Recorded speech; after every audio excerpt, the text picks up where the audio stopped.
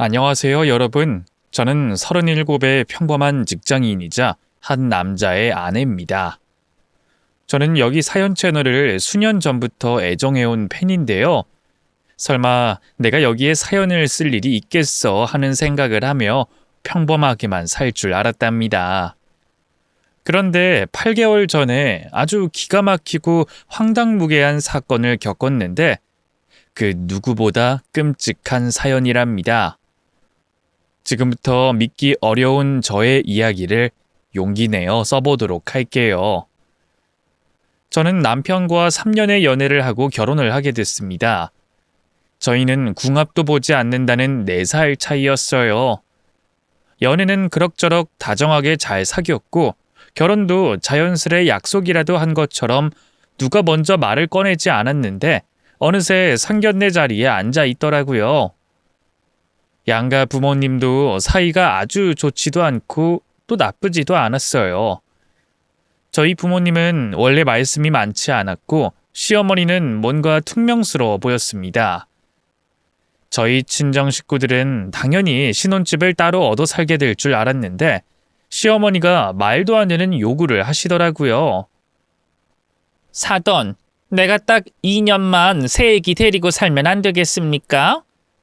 요즘 며느리들은 결혼하면 시댁이랑 선 긋고 사는 것 같은데 저는 한 식구가 된 사람들끼리 한 집에 살아보는 게 좋을 것 같다는 생각이 들거든요.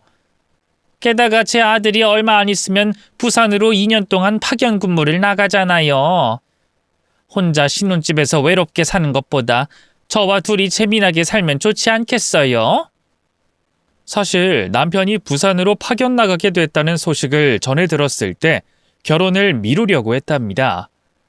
그런데 시어머니가 더 미루면 나이만 차고 나중에 아기 갖는 게 어려울 것 같다 해서 주말 부부를 각오하고 결혼을 하게 된 거죠. 그런데 생각도 못한 시집살이 이야기에 매우 난감했답니다. 친정 부모님은 생각을 좀 해봐야 할 문제라고 했지만 저만 괜찮다면 2년 정도는 시어머니와 살아봐도 나쁘지 않을 거라 조언해 주셨습니다. 분위기가 거의 시집살이를 해야만 할 것 같았고 제가 웃으면서 시어머니와 같이 살아보겠다고 말해야만 할 것 같았죠. 남편은 제 눈치만 보고 있었고 어떠한 대답도 하지 않았답니다. 그래서 잠시 고민하던 저는 상견례를 무사히 끝내고 싶었고 고부 갈등을 만들기 싫어 시집살이를 해보겠다고 대답해버렸습니다. 그 말이 입에서 나오자마자 후회가 들긴 했지만 제 앞날을 위해서 잘한 일이라고 스스로를 위로해줬어요. 그래서 남편과 결혼식을 올리고 시댁에 들어가 신혼을 시작했습니다. 저는 바쁘게 사는 직장인이기 때문에 살림을 할 시간과 여유가 없어 집안일에 손을 거의 대지 못했답니다. 시어머니는 그런 저를 일주일 정도 두고 보시다가 본격적으로 시짜지를 시작하셨습니다. 넌 회사에서 겨우 8시간밖에 일하지 않으면서 집에만 오면 퍼질러지냐? 내가 며칠 봤더니 너 내가 해주는 밥을 당연하게 먹고 있는 거 아니? 또 집안 청소랑 빨래를 다 내가 하고 있는 거 알아? 어머님, 죄송해요.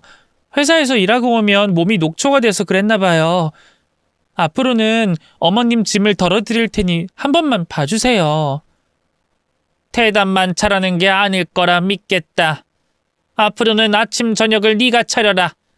내 아들이 곧 부산으로 파견 나가면 너와 나 둘이 살 텐데 내가 너 밥 차려줄 생각하니 부하가 치밀어. 아무리 세상이 변했다 해도 시댁은 시댁이니 기본은 지키라고. 알아들었니? 네, 어머님. 잘 알겠습니다. 앞으로 주의하고 열심히 할게요. 저는 몸이 피곤하지만 시어머니와의 평화를 위해서 이 한 몸 헌신하기로 했네요. 남편은 곧 부산으로 파견을 떠났고 저와 시어머니의 불편한 동거가 시작됐습니다. 그이는 겉으로는 걱정하는 것 같았는데 속으로는 별 신경을 쓰지 않는 것 같았어요. 제가 빈말로 회사 때려치우고 부산으로 따라 내려가겠다고 했더니 자기 어머니는 꼰대가 아니고 자식 편하게 해주시는 좋은 분이라며 정을 많이 쌓아보라고 하더군요. 그렇게 단둘이 시작한 동거는 첫날부터 적신호가 켜졌습니다. 아침 7시에 일어나 아침 준비를 하고 씻고 나왔는데 시어머니가 제가 차린 밥상이 마음에 들지 않는다며 한 소리 하시는 걸로 하루를 시작했어요. 넌 어떻게 냉장고에 있는 반찬 몇 가지 내놓고 고작 계란말이만 달랑해서 아침을 차리니? 아침에 목이 까끌거려서 국물이 있어야 하는 걸 말했었잖아. 아, 어머님, 저도 알고 있는데 오늘은 국거리가 없어서 못한 거예요. 아이고, 그러셨어요? 네, 제가 어제 장을 봐왔어야 했는데 정말로 죄송합니다, 며느님. 저는 며느님께서 손수 장을 봐와서 오늘 아침에 찌개 끓여주실 줄 알았답니다. 시어머니는 비꼬는 말투로 아침 밥상 앞에서 호되게 꾸짖으셨고 내일부터 또 이러면 시집살이가 재미없어질 거라며 화를 내셨습니다. 매일 아침이 이런 식이었어요. 출근 전부터 기분이 팍 상한 채로 출근을 했답니다. 또 저녁에 들어가면 집안 청소를 해야 했어요. 그 시간에 청소기를 돌리면 이웃집들에게 민폐라며 걸레질을 빡빡했답니다. 빨래 역시 밤중에는 시끄러우니 손으로 하라고 하셨네요. 저는 늦은 시간까지 왜 이러고 있어야 하지라는 생각을 매일 가졌고 2년이라는 시간이 언제쯤 지나갈까 하며 군인들의 마음을 100분의 1 정도는 알게 됐습니다. 한편 남편은 금요일 밤에 와서 일요일 오후에 부산으로 내려갔어요. 주말 부부로 살면 애틋하다더니 정말 그랬습니다. 평일 내내 몸고생 마음고생하고 금요일 밤에 남편 얼굴을 보면 세상을 다 가진 것처럼 행복했어요. 여보, 보고 싶었어. 당신 없이 일주일 동안 어머님이랑 둘이 지내는 게 완전 무서웠다고. 많이 힘들었어? 내가 엄마한테 뭐라고 말 좀 해줄까? 안 돼. 그럼 내 시집 생활은 더 힘들어질 거야. 그냥 내 푸념이나 들어달라고 하는 말이니까 위로나 해줘. 그래, 고생 많았어. 우리 엄마가 나한테는 편하고 좋긴 하지만 당신 입장에서는 시어머니라 많이 불편하고 힘들 거야. 여보, 딱 2년이야. 나 부산에서 파견 근무 끝나면 다시 본사로 들어가 진급까지 할 거라고. 그때가 되면 근사한 아파트를 선물로 해줄게. 당신 명의로 말이야. 정말이지? 나중에 가서 딴소리하기 없기다. 아이, 그렇다니까. 이제 당신과 나는 평생 같이 살 건데 명의 같은 게 중요하겠어? 여보, 그러니까 힘들어도 조금만 참아줘. 미안해. 남편이 그렇게까지 해준다고 하니 힘이 절로 생겼습니다.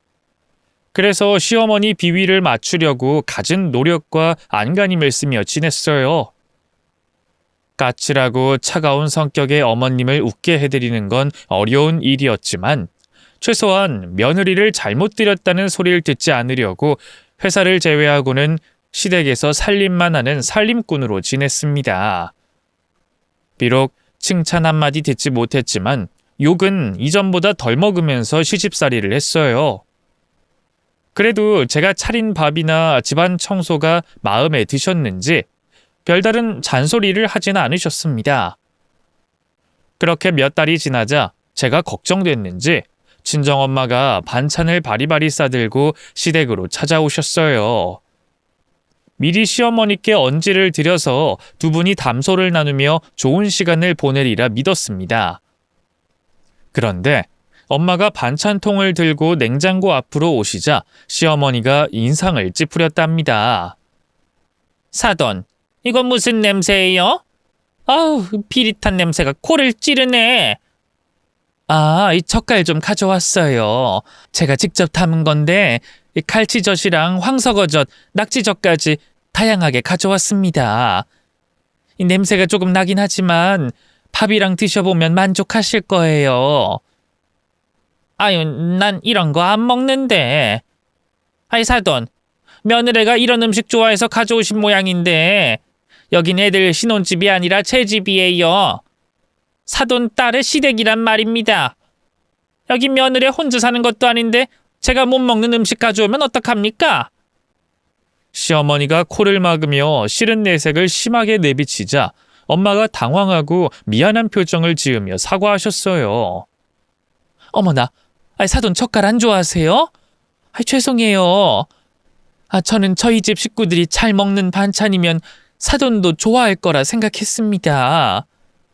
그거 참 생각이 짧으시네요. 다음부터는 며느리를 통해 뭘 가져와도 되는지 물어보고 가져오세요. 제가 싫어하는 걸 리스트로 적어서 며느리한테 줄 테니까 말이에요. 아우 냄새. 얘 며느라, 집안의 창문 다 열어라. 베란다랑 현관문까지 다 열어놔. 냄새가 빠질지 모르겠지만. 저희 엄마 성의를 무시하다 못해 아기를 가지고 말씀하시더라고요. 얼마나 속이 상하고 화가 나던지 창문을 세게 열며 분풀이를 했답니다. 그러자 시어머니는 날카롭게 저를 째려보시며 뭐하는 짓이냐고 삿대질을 하셨어요. 너 지금 뭐 하는 거니? 내가 네 엄마한텐 반찬 가지고 뭐라 했다고 이러는 거야? 나 참 기가 막혀서. 야, 입장 바꿔서 생각해봐라. 네가 싫어하는 음식을 네 냉장고에 가득 채우면 기분이 좋겠어? 어떻게 된 게 너도 생각이 짧은 거냐? 아우 짜증나. 어머님, 너무하시네요. 아무리 싫어도 그렇지 저희 엄마가 계실 때 내색하는 건 아니지 않나요? 나중에 저한테 따로 말씀하셔도 될 일을 왜 멀리까지 무거운 반찬 들고 온 엄마한테 상처가 되는 말씀을 하고 그러세요? 저는 처음으로 시어머니한테 목소리를 높였습니다. 옆에 있던 친정엄마는 제 등을 살짝 때리시며 그러지 말라고 혼을 내셨고 어머님은 혀를 끌끌 차더니 어이없다는 듯 웃으셨습니다. 사돈, 딸 교육을 참 잘 시키셨네요. 내가 데리고 있지 않았다면 내 아들한테 이런 식으로 맨날 화만 냈을 거 아니에요. 너 오늘 행동 참 잘했다.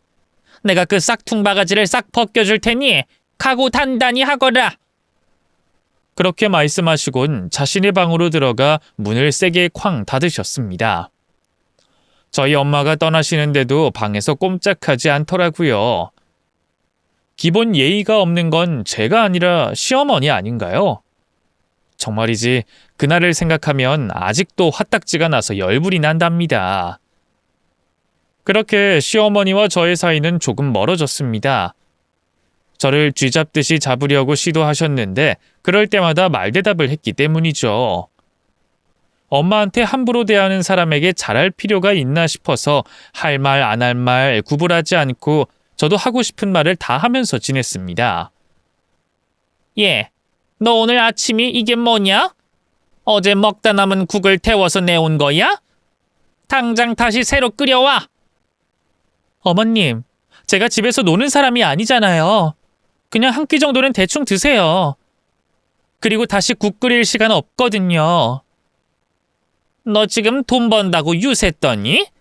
나 참 기가 막혀서. 야, 누구는 직장생활 안 해본 줄 알아? 난 시집살이 할 때 일도 다니고 시부모 시중 들고 애까지 키우면서 살았어. 시간 없어서 못한다는 건 죄다 핑계라고. 어머님, 그건 옛날이잖아요. 지금은 21세기예요. 누가 그런 식으로 인생을 살아요? 주변 친구분들한테 물어보세요. 저 정도면 충분히 최선 다하는 며느리 맞거든요. 시어머니는 마음에 들지 않을 때마다 하는 습관인 혀를 끌끌 차면서 콧방귀를 끼며 째려보셨습니다. 이에 저는 무표정한 얼굴로 밥그릇만 내려다보고 있었죠. 뭐라 하든지 한 귀로 듣고 흘릴 준비를 하고 있던 거죠. 그렇게 저에게 막말을 쏟아내며 친정에서 도대체 뭘 배워온 거냐며 흉을 실컷 보시고 나서야 숟가락을 들었는데 저는 벌써 밥맛이 떨어져서 대충 몇 숟가락만 뜨고 자리에서 일어났습니다. 마저 출근 준비를 다 하고 설거지를 해놓고 시댁에서 나왔어요. 그리고 시모 때문에 쌓인 스트레스로 회사에서 일을 했고 돌아오면 똑같은 시짜질이 리플레이 됐습니다. 이 정도면 저한테 그만 수긍하고 사이를 좁히려고 노력하라고 하실 텐데 시어머니가 저희 친정엄마를 무시한 게 몇 번 있어서 도저히 참아지지를 않아 억지로 애쓰거나 착한 척하지 않았답니다. 이런 저희 고부 사이를 알고 있는 남편은 중간에서 해결할 생각이 없었어요. 시어머니가 제 욕을 하면 그러려니 하고 제가 시어머니와 사는 게 곤욕스럽다고 해도 그러려니 하고 말더라고요. 부산과 서울을 오가며 사는 것만으로도 충분히 힘들고 스트레스라며 그냥 2년만 참고 나가자고 했답니다. 그래서 어쩌겠어요. 분가할 때까지만이라도 이를 악물고 시어머니와의 동거를 참아내기로 했죠. 그리고 저와 남편은 아무런 문제가 없을 줄 알았는데 1년이 지나자 그이가 저한테 많이 소원해졌답니다. 매일 안부 통화를 했었는데 사흘에 한 번씩 연락을 하기도 했고 주말엔 피곤해서 올라오지 않는 날도 있었어요. 주말 부부의 단점이 바로 이런 게 아닐까 싶네요. 몸이 멀리 있으니 마음도 식은 것 같았고 멀리 있는 배우자를 만나러 오는 게 크게 부담이 됐을 겁니다. 그래서 반대로 제가 부산에 내려가겠다고 하니 자기가 지내는 숙소가 고시원 방 수준이라며 괜히 오면 고생만 하고 돌아갈 거라곤 저를 말렸답니다. 또 주말에도 일하는 날이 자주 있어서 함께 보낼 시간이 없다고 말하더라고요. 결국 남편과 뜨뜻미지근한 부부 사이로 1년을 더 보내야 했답니다. 그이는 주말 부부에서 월말 부부로 바뀌어버렸죠. 이에 시어머니는 저에게 닥달하기 시작하셨어요. 어떻게 된 게 결혼한 지 1년이 지나도록 아기를 가지지 못하고 있냐며 손주 타령을 하셨답니다. 제가 분가를 하고 아기를 낳겠다고 분명히 말씀드렸는데도 그걸 잊어버리시고 1살이라도 어릴 때 이세를 낳으라고 하셨어요. 어머님, 저희가 지금 주말도 아니고 월말에만 겨우 보잖아요. 그런데 어떻게 이세를 가지겠어요? 하늘을 봐야 별을 딴다는 말 못 들어보셨어요? 아이고, 시어머니 앞에서 못하는 소리가 없네. 그리고 네가 얼마나 매력이 없으면 내 아들이 집에 오는 걸 꺼리겠냐? 너 관리 안 하니? 몸매가 애를 둘 정도는 낳은 아줌마 같다고. 그리고 얼굴이 그게 뭐냐? 다크서클에 죽은 깨까지. 아휴, 남자가 멀리하는 데는 다 이유가 있는 거야. 그 순간 이 모든 게 어머님 때문이라고 대답하고 싶었습니다. 제가 관리할 시간이 있는 것도 아닌데 매번 제 속을 박박 긁고 있어 피부가 다 망가졌다고 말하고 싶더라고요. 그리고 몸매는 보통 이상은 된다고 생각하고 있는데 시어머니가 어떤 여자를 기준으로 두고 하는 말인지 모르겠더군요. 여러모로 시집살이로 인해 많은 걱정과 스트레스를 받고 있었는데 어느 날부터 시어머니가 아주 갑자기 태도를 180도 바꿔서 저를 대하더군요. 우리 새애기 그동안 주말에 집에서 살림만 하느라 힘들었지? 여기 내 카드다. 이거로 친구들이랑 쇼핑도 하고 밥도 먹고 느지막하게 들어오거라. 순간 소름이 돋아서 시어머니가 맞는지 눈을 비비고 다시 얼굴을 봤습니다. 분명 제 시어머니가 분명했는데 왜 이런 친절을 베푸는지 이해가 되지 않았어요. 어머님, 혹시 제가 뭘 잘못했나요? 갑자기 이러시는 이유가... 네가 잘못하긴 뭘 잘못해. 그냥 하루 나가서 바람 좀 쐬라고 그러는 거야. 아유, 솔직히 말아마.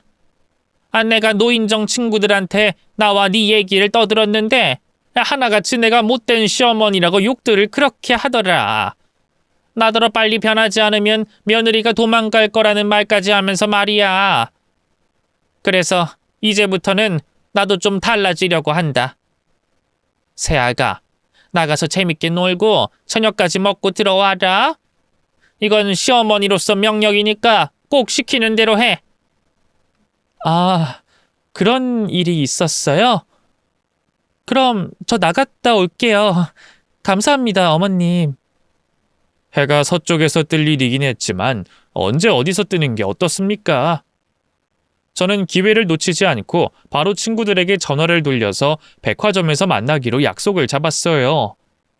그동안 시어머니는 친구분들을 집으로 초대해서 놀 거라며 절대 일찍 들어오지 말라고 하셨네요.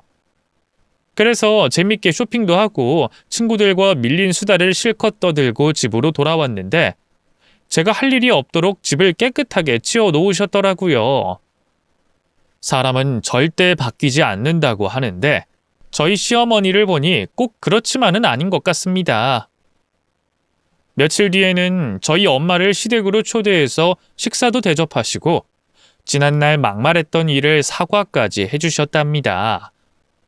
이에 저도 시어머니한테 잘하기로 다짐하고 말투와 태도, 살림하는 양까지 싹 다 뜯어 고쳤습니다. 오는 말이 고와지니 가는 말이 절로 고와지더라고요. 남편은 1년도 남지 않은 파견 생활에 훨씬 더 바빠져서 한 달에 한 번도 올라오기 힘들어졌어요. 아무래도 진급까지 연결돼 있으니 일의 양을 늘려서 주말까지 일한다고 하더군요. 그래서 저는 신혼 생활을 남편과 한 게 아니라 시어머니와 둘이 하게 된 꼴이 됐습니다. 그래도 시어머니와 사이가 좋아지니 나름 괜찮았어요. 1년 안에 남편과 분가해서 제대로 된 신혼을 시작할 테니 그날을 기다리며 하루하루를 기대하며 일상을 보냈죠. 그리고 한 달 뒤 친정엄마의 생신이 다가왔습니다. 저는 특별히 챙겨드리고 싶긴 했지만 시어머니와 같이 살고 있으니 저녁 한 끼만 같이 하자고 말씀드렸답니다. 그런데 제 통화를 엿들은 시어머니가 다음날 봉투 하나를 건네주셨어요. 어머님, 이게 뭐예요? 어제 너 통화하는 거 들어보니 사돈 생신인 것 같길래 내가 선물 좀 준비해봤다. 정말요? 감사해요, 어머님. 뭔지 한번 열어봐도 될까요? 시어머니가 고개를 끄덕이길래 바로 봉투 안에 있던 무언가를 꺼내봤는데 저는 소리를 지르고 말았습니다. 봉투 안에는 비행기 태국행 티켓과 숙소와 식사권까지 들어있었어요. 저와 엄마 둘이서 해외여행을 다녀오라고 열흘이나 되는 기간의 여행권을 주셨더라고요. 너무 감동한 저는 시어머니한테 진심으로 감사하다고 연신 인사를 드렸고 감탄사를 감추지 못하고 계속해서 소리를 꽥 질렀습니다. 어머님, 대박이에요. 저희 엄마가 평생 해외여행을 못 가보셨는데 어머님 덕분에 태국을 다 가보시겠어요. 어머님, 제가 그동안 버릇없이 대한 건 잊어주세요. 앞으로 진짜 좋은 며느리가 될게요. 이게 뭐 별거라고 그렇게까지 호들갑이니. 그리고 넌 지금 충분히 잘하고 있으니까 괜히 더 노력하려고 하지 마라. 그런데 너 열흘 동안 회사 빠질 수 있겠니? 그럼요. 월차, 반차, 연차 싹 끌어모아서 다녀와야죠. 해외여행인데 그 정도도 못하겠어요? 어머님, 진짜 감사하고 감동입니다. 그래서 이 소식을 바로 친정엄마한테 알렸고 엄마는 곧장 시어머니한테 연락을 드려 감사 인사를 하셨네요. 엄마와 저는 시어머니 덕으로 비행기를 타고 태국으로 날아갔습니다. 어머님이 붙여준 가이드까지 있어서 명소들만 골라서 관광을 즐겼죠. 며칠 내내 자연의 아름다움을 만끽하고 푸른 바다에 몸을 맡겨 시원하게 수영도 했어요. 엄마와 단둘이 여행을 한 게 이번이 처음이라 잊지 못할 추억을 많이도 쌓았습니다. 열흘 중 사흘 동안 재밌게 놀았는데 엄마의 표정이 좋지 않았어요. 왜 그러냐고 물었더니 엄마가 느낌이 좋지 않다고 말씀을 하셨습니다. 성경아, 그 아무래도 느낌이 이상하다. 네 시어머니가 친절을 베풀어줘서 고맙게 여행을 왔다만 뭔가 이유가 있어서 우리를 여행 보낸 게 아닌가 싶은 생각이 들어. 에이 엄마, 시어머니가 변한 게 그렇게 이상해? 하긴 나도 처음엔 소름 끼쳤으니까. 어쨌든 좋은 마음으로 여행 보내주신 거니까 고맙게 놀고 가자. 아니야. 야, 아무래도 그만 돌아가는 게 나을 것 같다. 너 엄마한테 신기 있는 거 알지? 네 시댁에 무슨 일이 있는 것 같아. 엄마는 아무 일도 없는데 갑자기 그게 무슨 말이야. 괜한 말씀 마시고 놀다 가자. 성경아, 엄마 말 들어. 꿈자리도 뒤숭숭했고 느낌도 아주 안 좋아. 뭔가 쎄하다고. 엄마는 그냥 하는 말이 아니라 진심으로 돌아가자고 하셨습니다. 제가 여러 차례 그냥 놀고 가자고 했지만 그랬다간 무슨 일이 벌어져도 다 벌어질 거라며 당장 비행기 표를 바꿔 한국으로 가자고 고집을 부리셨습니다. 어떻게 할까 고민을 해봤는데 뭐 엄마 성격이라면 앞으로 여행하는 내내 이런 불길한 말만 하실 것 같아 열흘 중 사흘만 여행하고 돌아가기로 결정했답니다. 다행히 표를 바로 바꿀 수 있어서 한국행 비행기에 올랐어요. 시댁에 미리 연락할까 했지만 시어머니가 왜 여행을 보내줬는데도 못 놀았냐며 서운해하실까봐 그냥 연락 없이 돌아가기로 했답니다. 친정엄마는 저를 따라 시댁으로 향했어요. 시어머니한테 무슨 일이 있는지 확인도 하고 감사 인사도 직접 할 겸 해서 말이죠. 이윽고 캐리어를 끌고 시댁 앞에서 현관 비밀번호를 눌렀는데 열리지 않고 오류가 난 소리가 들렸습니다. 다시 하고 또 다시 해봐도 비밀번호가 먹히지 않았습니다. 시어머니가 비밀번호를 바꿀지 몰라서 저에게 바꿔달라고 한 적이 있었기 때문에 진짜 시댁에 무슨 일이 생긴 것 같았답니다. 꼭 무슨 사건이 생긴 것 같아 현관문을 두들기며 시어머니를 크게 불렀습니다. 잠시 후 현관문이 열렸는데 처음 보는 여자가 머리를 산발로 하고 나오더군요. 아이, 누구세요? 아이, 누구신데 남의 집 문을 막 두들기는 거예요? 그러는 아줌마는 누구세요? 여긴 저희 집인데 뭐 하시는 거죠?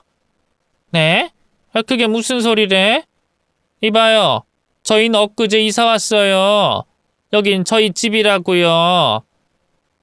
이사요? 그게 정말입니까? 안 되겠어요. 집 안에 들어가서 확인 좀 하게 해주세요. 저는 막무가내로 새로 이사 온 집에 들어가 봤습니다. 그런데 정말 모든 살림이 바뀌어 있더군요. 거실에는 방금 문을 열어준 여자의 결혼 사진이 걸려 있었습니다. 여자는 저와 친정엄마한테 화를 내며 당장 나가지 않으면 경찰에 신고하겠다고 하더군요. 그래서 시어머니가 어디로 이사 갔냐고 물었더니 그걸 자기가 어떻게 아냐며 저희 모녀를 등 떠밀고 현관문을 닫아버렸습니다. 엄마의 촉이 맞았어요. 시댁에 무슨 일이 있다더니 벌써 시댁이 사라졌습니다. 엄마, 이게 무슨 일이지? 왜 우리 시댁이 없어진 거냐고. 안 되겠어. 어머님한테 전화부터 해봐야지. 그래, 어서 빨리 해봐라. 무슨 큰일이 생긴 게 분명하다고. 시어머니한테 전화를 걸었더니 없는 번호로 뜨더군요. 그때부터 무슨 범죄를 당한 게 아닌가 하는 나쁜 생각이 들어 손이 부들부들 떨렸습니다. 바로 남편에게 연락해봤더니 그이 역시 없는 번호로 떴어요. 제가 눈시울을 붉히며 놀란 표정을 짓자 엄마가 제 손을 잡으며 말씀하셨습니다. 성경아, 이거 이상하다. 네 시어머니가 우릴 왜 해외여행 보냈는지 대충 알 것 같아. 너를 버리려고 한 것 같아. 뭐? 나를 버리다니? 엄마, 그게 무슨 말이야? 며느리를 버리려고 해외여행 보냈다는 게 말이 돼? 그리고 시어머니가 요즘 얼마나 잘해줬는데 그런 의심을 하고 그래. 내 생각엔 무슨 빚이 생겼거나 말 못할 사정이 생긴 것 같아. 아휴, 이게 무슨 일인지 모르겠네. 성경아, 그럼 일단 네 남편 회사에 연락해봐. 부산에 있는지 확인해 보라고. 그래서 남편 회사를 인터넷으로 검색해서 대표 전화로 전화를 걸었어요. 여직원이 전화를 받아 남편을 바꿔달라고 했더니 그이가 퇴사를 했다는 겁니다. 얼마 전 다른 회사로 이직했다면서 어딘지는 자기도 알지 못한다고 하더라고요. 그 말을 듣자 시어머니와 남편이 저를 속이고 잠수를 탔다는 걸 감지할 수 있었습니다. 친정엄마는 이 일을 확실히 하려면 경찰서 가서 실종 신고를 해서 시댁 식구들을 만나야 하는 게 우선이라고 하셨어요. 그래서 경찰서에 가서 실종 신고를 하려 했는데 남편과 제가 혼인 신고를 하지 않아 어떠한 정보도 알려줄 수 없다고 하더군요. 결혼 사진까지 들이밀며 꼭 만나야 한다고 했는데도 법으로 금지돼 있다며 손사래를 쳤답니다. 결국 이러지도 저러지도 못하고 발만 동동 구르고 있었는데 엄마가 한 사람을 떠올렸어요. 성경아, 네 시동생한테 연락해봐라. 아, 맞다. 도련님이 있었지? 알았어, 지금 해볼게. 시동생 전화는 신호는 가고 있었지만 제 전화는 받지 않았습니다. 그러자 엄마는 아무래도 제대로 뒤통수를 맞고 있는 것 같다며 다음 말을 하셨습니다. 안 되겠다. 네 시모랑 남편 만나려면 시동생 집 앞으로 가야겠다. 무슨 일을 꾸미고 있는 건지 알려면 네 시동생을 미행하는 게 좋을 것 같아. 제가 결혼 전 시동생의 자취방을 한번 가본 적이 있어 일단 그리로 가봤어요. 초인종을 누르면 보나마나 무시하고 열어주지 않을 거라며 바깥에서 조용히 잠복하기로 했답니다. 저희 모녀는 아파트 단지에 있는 큰 나무 뒤에서 3시간 정도를 기다려봤어요.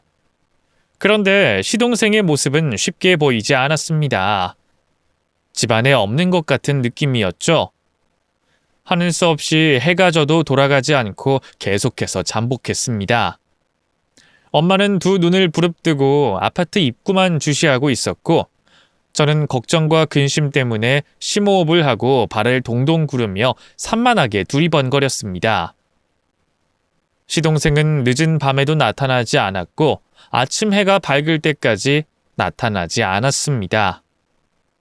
혹시 시동생도 집을 이사한 건가 싶어 엄마한테 말씀드렸더니 이렇게 대답하셨어요. 아니야. 네 시동생은 분명 이 아파트에서 살고 있어. 엄마한테 촉이 왔다고. 조금만 기다려보면 분명 나타날 거야. 엄마, 힘들지 않아? 우리 날밤 새웠다고. 시동생도 다른 데로 떴나 봐. 아, 이놈의 식구들이 도대체 뭔 짓을 하고 있는지 모르겠어. 상경아, 쉿! 저기 나온다. 네 시동생. 저기 양복 입은 놈 맞지? 엄마가 손가락질하는 방향을 봤더니 시동생이 아파트 입구에서 나오고 있더군요. 바로 차에 올라 시동을 거는 걸 확인했습니다. 엄마, 맞아. 이제 어떡하지? 우린 차가 없잖아. 지금 짐도 이렇게 많고. 일단 짐은 여기 그대로 두자. 귀중품도 없고 누가 훔쳐가지도 않을 거야. 아마 경비 아저씨가 따로 챙겨놓겠지. 그리고 바로 택시 잡아 타자. 얼른 따라와. 엄마는 아파트 단지의 낮은 담을 넘으며 빨리 쫓아오라고 하셨습니다. 담 너머는 바로 도로였고 급해 보이는 엄마를 본 택시기사가 센스 있게 바로 정차해서 기다려줬어요. 저희는 후다닥 택시를 타고 시동생의 차를 가리키며 무조건 놓치지 말고 따라가 달라고 했습니다. 택시기사님은 카레이싱을 전공했다며 놓칠 일이 없으니 걱정 말라고 말씀해 주셨어요. 다행히 시동생이 차를 세운 곳까지 따라왔고 주차를 하는 시동생을 보고 택시에서 내렸습니다. 그리고 옆에 있는 큰 건물로 들어가는 걸 보게 됐어요. 엄마, 여기 호텔 아니야? 시동생은 지금 연애하러 온 것 같은데. 호텔이 숙박만 하는 줄 아니? 순진한 소리 말고 빨리 들어가 보자. 저는 무슨 일이 벌어지는지 아무런 눈치를 채지 못하고 엄마 손을 잡고 시동생을 따라 호텔로 들어갔습니다. 2층으로 올라갔더니 저희 모녀 눈에 충격적인 장면이 보였습니다. 시어머니와 남편이 예식장 앞에서 하객맞이를 하고 있더군요. 전광판에도 신랑 이름이 제 남편으로 나오고 있더라고요. 남편은 멀쩡한 마누라를 두고 새장가를 가려고 하는 거였어요. 이러려고 저와 엄마를 해외여행 보냈던 거죠. 무슨 일이 있을 거라는 걸 의심했지만 이 정도로 미친 짓을 할 거라고는 상상도 못했습니다. 저는 다리에 힘이 풀려 복도 모퉁이에서 주저앉았어요. 엄마는 저를 힘으로 일으켜서 비상계단으로 데려가셨답니다. 엄마는 이 모든 일을 예상이라도 하셨는지 하나도 놀란 얼굴이 아니었어요. 제 뺨을 두들기며 정신 차리라는 말을 연신하셨습니다. 성경아, 정신 차려. 이거 실제 상황이야. 네 남편과 시댁 식구들이 우리 몰래 결혼식을 하는 거라고. 네 시모가 보통 년은 아닌 걸 알았지만 이렇게 무서운 년인지는 몰랐네. 엄마, 나 어떡해? 그이가 날 버리려고 시댁을 이사하고 회사까지 바꾼 거야. 나 하나 버리려고. 이 개 같은 놈. 그래, 네 남편 개 같은 놈이야. 성경아, 내 말 잘 들어? 너 저 자식 용서할 거 아니지? 그럼 엄마가 하자는 대로 하자. 저 짐승 같은 시댁 잡것들 한 방에 매장시켜 버리자고. 응, 저것들 다 가만두지 않을 거야. 무슨 수를 써서라도 천벌받게 해줄 거야. 그러자 엄마가 다음 계획을 귓속말로 해주셨습니다. 하나부터 10까지 세심한 작전을 말씀해 주셔서 저는 옆에서 따라하기만 하면 될 것 같았습니다. 이윽고 남편의 결혼식이 시작되려는지 복도가 조용해졌어요. 저와 엄마는 마스크를 쓰고 식장 안으로 들어가 허리를 숙이고 구석길 앞쪽으로 걸어갔어요. 이윽고 사회자가 신랑 입장을 외치자 제 남편이 입에 걸린 미소를 지으며 등장하더군요. 손을 흔들며 신나게 입장하고 있을 때 엄마가 사인을 줘서 무대 위로 올라갔습니다. 주례자 앞을 막고 남편을 노려봤죠. 그이는 귀신을 본 듯이 놀라 뒤로 자빠지며 입장을 멈추게 됐습니다. 엄마와 저는 남편을 향해 뚜벅뚜벅 걸어가 내려다보며 물었습니다. 당신 뭐야? 왜 새장가를 가는 거야? 날 외국까지 보내고 장가가는 이유가 뭔지 드러나 보자. 여보, 당신이 여긴 어떻게... 그러니까 실은 말이야. 이걸 어떡하지? 남편이 말을 더듬으며 말을 제대로 못하자 시어머니가 무대 위로 올라왔습니다. 저희 모녀에게 삿대질을 하며 쌍욕을 퍼부었어요. 니들이 여기 왜 와? 조용히 여행이나 하고 찌그러질 것이지 왜 남의 결혼식을 망치려고 들어? 어머님, 이게 다 뭐하는 짓이죠? 저 어머님 며느리잖아요. 이런 저를 두고 결혼식을 한다는 게 상식적으로 말이 되나요? 야, 말은 바로 하자. 니녀는 내 아들이랑 혼인신고도 안 했잖아. 법적으로 남남이라 이렇게 결혼해도 아무런 하자 없어. 지금 내 사돈들이 놀란 거 보이지? 하객들도 마찬가지고. 조용히 내려가라. 좋은 말로 할 때 꺼지란 말이야. 하객들은 저희가 무대 위에서 무슨 대화를 나누는지 듣지 못했기 때문에 저희 모녀가 불청객인 줄 알고 빨리 내려오라고 웅성거렸습니다. 그러자 친정엄마는 이제 결단을 내려야겠다며 시어머니의 한복깃을 잡고 업어치기를 했답니다. 앓는 소리를 내며 시어머니가 고통스러워할 때 저는 자빠져 있는 남편의 넥타이를 잡아당기고 뺨따기를 사정없이 날렸습니다. 몇몇 하객들이 이유를 모르고 무대 위로 올라와 말리자 엄마가 주례자 마이크를 끄집어 잡고 말씀하셨습니다. 여러분 안녕들 하세요. 오늘 결혼식에서 못 볼 꼴 봐서 많이들 놀라셨죠? 제 소개하자면 저기 제 딸에게 맡고 있는 남자 장모되는 사람입니다. 못 믿으실 분들이 계실 것 같으니 신부 측 부모님한테 제 핸드폰 던져드리겠습니다. 자, 받으세요. 거기 안에 사진첩 열면 제 딸과 저놈의 결혼사진이 수두룩할 겁니다. 제 사위놈이나 애미라는 년이나 이게 뭐하는 짓인지 모르겠네요. 멀쩡한 마누라인 제 딸 두고 이따위 짓을 왜 벌이는지 말이죠. 여하튼 저는 오늘 결혼식 끝장내고 저놈의 자식이랑 내 사돈인 천연 뒤지게 패줄 겁니다. 그러니 하객 여러분들은 조용히 구경하거나 조용히 퇴장해 주시기 바랍니다. 이상입니다. 저는 남편의 배에 올라타 양손으로 싸대기를 마구마구 날렸고 마이크를 놓은 엄마가 시어머니의 한복깃을 잡고 두어 번 더 패대기를 쳤답니다. 소란스럽고 정신이 산만한 가운데 드레스를 입은 신부가 난입했어요. 신부 입장을 이런 식으로 하게 되니 조금 불쌍하긴 하더라고요. 신부는 제 남편이 유부남인 줄 모르고 결혼하는 것이었고 뱃속에 아이까지 있다고 말했답니다. 그제야 왜 저 몰래 결혼식을 올리려고 한 건지 바로 알겠더라고요. 저희 모녀가 공격을 멈추지 않고 있었는데 신부가 남편에게 속은 게 충격이 컸는지 배를 움켜잡고 쓰러졌습니다. 신부 측 식구들이 무대 위로 올라왔는데 아무래도 신부의 몸이 심상치 않았습니다. 바로 119를 불렀더니 10분도 안 돼 구급대원들이 들것으로 신부를 데리고 나갔어요. 그때 신부 측 하객들이 분노에 차서 모두 시어머니와 남편을 향해 달려들었습니다. 저와 엄마는 뒤로 빠져서 이 상황을 가만히 구경하고 있었죠. 모든 게 실토난 남편과 시어머니는 몰매를 돼지게 맞고 예식장에 덩그러니 버려졌답니다. 저와 엄마는 이제 할 수 있는 복수는 법으로 해야 할 것 같아 자리를 떠나려고 했어요. 그러자 시어머니가 저희 모녀를 향해 비난의 목소리를 높였습니다. 이 오살할 년들아! 니들 때문에 내 아들 인생 망쳐버렸잖아! 내가 해외여행 시켜줬으면 조용히 첫 놀다 와서 조용히 헤어지면 될 것을 이따위로 결혼식을 망쳐?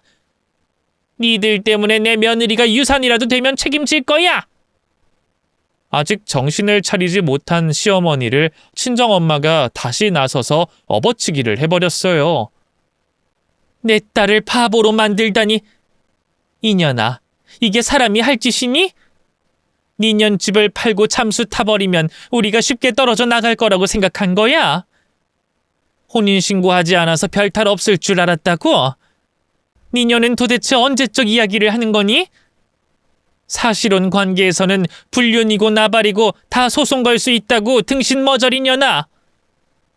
그렇게 말해줬으면 알아듣고 입 닥치고 있어야 했는데 시어머니는 계속해서 자기들 결혼식을 망쳤다고 발광을 하더군요. 그리고 남편이 입을 열었는데 별로 놀랍지도 않았습니다. 여보, 미안해. 부산에서 혼자 지내다 보니까 얼떨결에 애인을 사귀게 됐어. 난 부산 생활 정리하면서 헤어지려고 했는데 저 여자가 임신하는 바람에 일이 틀어졌다고. 여자 쪽 집안에서는 책임져야 한다고 난리지. 우리 엄마도 이참에 며느리 갈아치우자고 했다고. 난 중간에서 이런저런 고민하면서 크게 고달팠어. 결국 당신한테 미안한 결정을 내렸지만 난 저 여자 사랑하지 않아. 내 아내는 단 한 사람 당신뿐이라고. 여보, 이렇게 다 밝혀졌으니 오히려 더 잘 됐네. 여보, 내 실수 감싸주고 우리 계속 부부로 살자. 내가 앞으로 살아가면서 이 빚 갚도록 할게. 뭐? 나더러 널 다시 받아주라고? 회사 옮기고 핸드폰 번호 바꿔버리고 새장가 가려고 한 놈을 용서하란 말이야? 그리고 날 사랑한다고? 이거 아주 제정신 아니구만. 너 좀 더 맞아야겠다. 저는 남편의 뺨을 다시 몇 대 더 때려주고 면상에 침을 뱉어버렸습니다. 엄마와 저는 그렇게 두 모자를 갈아버리고 예식장에서 나왔네요. 저희 모녀는 신부가 어떻게 됐는지 궁금해서 찾아가 봤습니다. 그분들은 아무것도 모르고 있었으니 저희가 사과를 드려야 할 것 같아 병원으로 찾아갔죠. 그런데 신부는 충격에 유산을 했고 식구들은 초상집 분위기로 있었습니다. 엄마와 저는 죄송하다고 사과를 드렸는데 집안 어른이 오히려 저희에게 고맙다고 말씀해 주셨습니다. 하마터면 사기 결혼 당할 뻔했다며 오히려 그런 놈의 자식은 낳지 않는 게 나을 것 같다는 말씀을 하셨습니다. 그러니 아무런 걱정 말고 그만 사과하고 떠나라고 하셨네요. 그래서 무거운 발걸음을 돌려 병원에서 나오게 됐고 변호사를 찾아갔습니다. 제가 당한 일을 말했더니 이런 경우가 처음이 아니라고 하더라고요. 세상에 미친 것들이 하도 많아서 배우자가 버젓이 있어도 새 장가 새 시집을 가는 사람들이 때때로 있다는 겁니다. 여하튼 이혼 소장을 쓰고 법원에 갈 날만 기다리고 있었습니다. 남편은 다시 저에게 잘해보자는 연락을 줬는데 턱도 없는 미친 소리는 집어넣으라고 경고했답니다. 몇 주 뒤에 재판날이 와서 법원에 가게 됐고 남편이 저에게 많은 위자료를 물어주고 이혼하라는 판결을 받게 됐습니다. 또 남편의 새 신부가 사기 결혼으로 고소해서 일이 많이 커졌더라고요.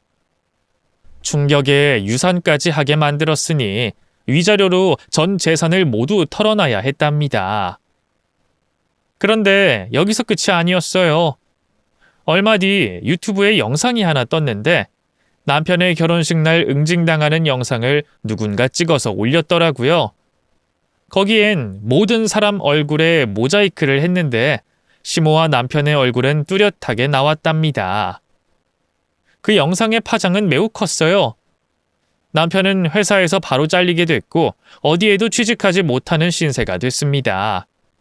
또 시모가 새로 마련한 집에 이웃들이 찾아와 현관문에 쓰레기, 인간 말종, 짐승 새끼라는 단어를 현관문 락카에 쓰기도 했고 외출하는 시어머니를 붙잡고 쌍욕하는 일이 빈번히 있었다네요. 시모와 남편은 결국 그 집에서 나와 시모 고향으로 떠났습니다. 그곳에서 조용히 살려고 한 것 같은데 소문은 이미 쫙 퍼져 있었어요. 그래서 시골에서도 왕따로 지내게 됐죠.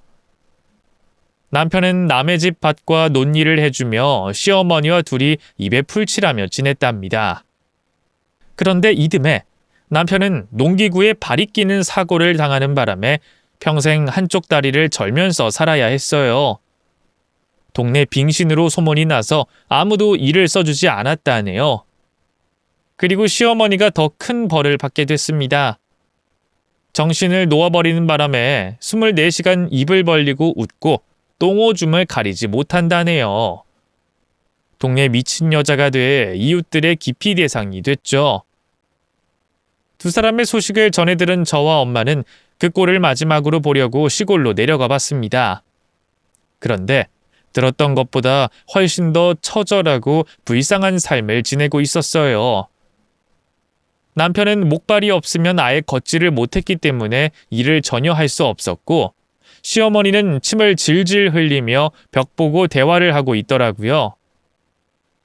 남편은 저희 모녀를 보고 하고 싶은 말이 있다고 하더군요. 여보, 장모님, 제가 죽일 놈입니다. 그래서 이렇게 벌받아서 밑바닥 시궁창 인생을 살고 있습니다.